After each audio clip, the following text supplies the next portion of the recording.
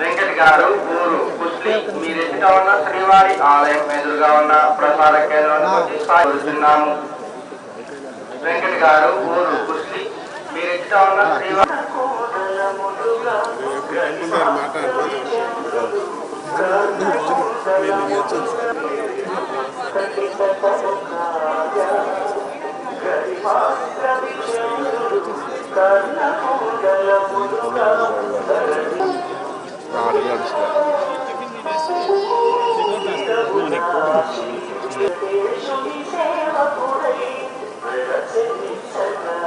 Morning ఎంతమంది ఉంటారు? 500 ఇంతకుముందు లెటర్స్ ఉండేటప్పుడు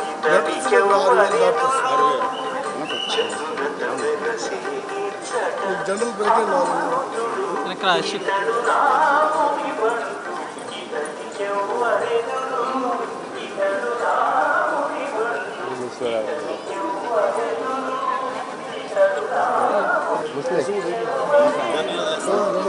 సార్ వాయిస్ నేను మాట్లాడాలి మనకి ఇక్కడ 3:30 గంటలు సేవ్ అవుతుంది సార్. 3:30 గంటలు అదే ఉంటాయి సార్. 10,000-15,000 ఉంటారు బయట.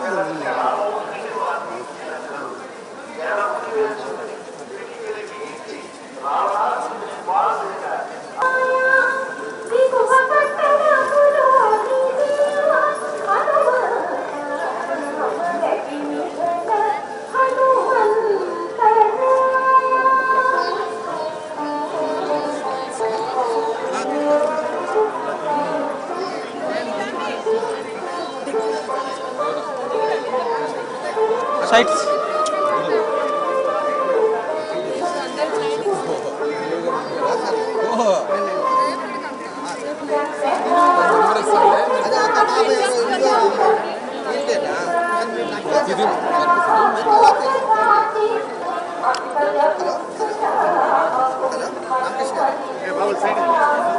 సైడ్ నో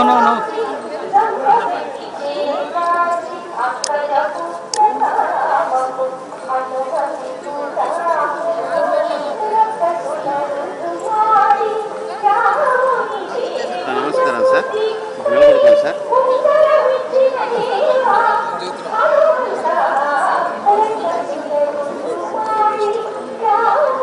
సార్ అట్టే ఉన్నాను సార్. అవును సార్.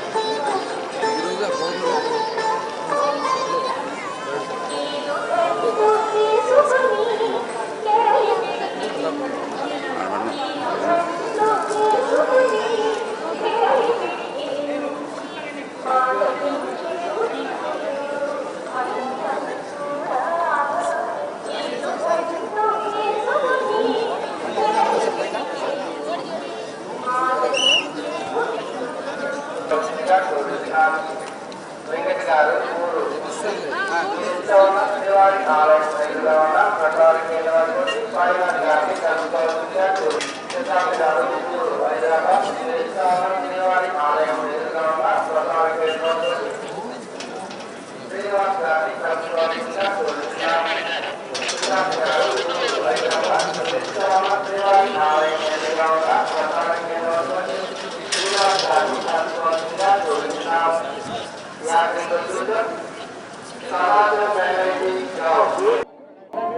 ఈరోజు కలియుగ దైవం శ్రీ వెంకటేశ్వర స్వామి వారి దర్శనానికి సకుటుంబ సమేతంగా రావడం జరిగింది. స్వామివారి ఆశీర్వాదాలు అందరికీ ఉండాలని, ఆ భగవంతుని ఆశీర్వాదంతో రాష్ట్రం అంతా కూడా గౌరవ ముఖ్యమంత్రి చంద్రబాబు నాయుడు గారు చేస్తున్నటువంటి కృషి ఈరోజు మరి అమరావతి నిర్మాణం కానీ ముఖ్యంగా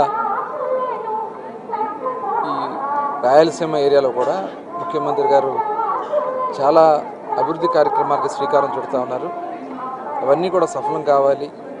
ఏదైతే మనం ఇరిగేషన్ ప్రాజెక్టులకు సంబంధించి మన రాష్ట్రాన్ని సస్యశ్యామలం చేయడం కోసం పోలవరం బనకచెర్ల మరి ఈరోజు ఒక అద్భుతమైనటువంటి కార్యక్రమాన్ని శ్రీకారం చుడుతున్నారు.